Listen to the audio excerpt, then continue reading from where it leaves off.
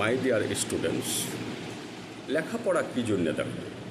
তোমরা যে মিথ্যা কথা বলো এটার জন্য লেখাপড়া দরকার নাই। লেখাপড়া দরকার সত্য কথা বলার জন্যে। তোমরা যে পরীক্ষার হলে চুরি করো এর জন্য লেখাপড়ার দরকার হয় না। লেখাপড়া বলছে চুরি করো না। তোমরা যে কাড়াকাড়ি করে খাও এটা লেখাপড়া থেকে আসছে না, ভাগাভাগি করে খেতে বলছে লেখাপড়া। এই যে বড়রা এত দুর্নীতি করছে এর জন্য লেখাপড়ার দরকার হয় না।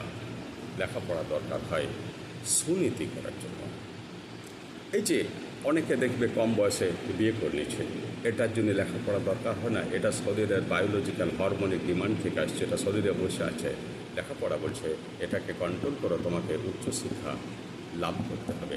এই যে তোমরা ঝগড়া করো এটার জন্য লেখাপড়া দরকার নাই, বলছে ঝগড়া করো না, শান্ত থাকবে। এই যে তোমরা ক্লাসে চিৎকার করো লেখাপড়া বলছে সাইলেন্ট। থ্যাঙ্কস।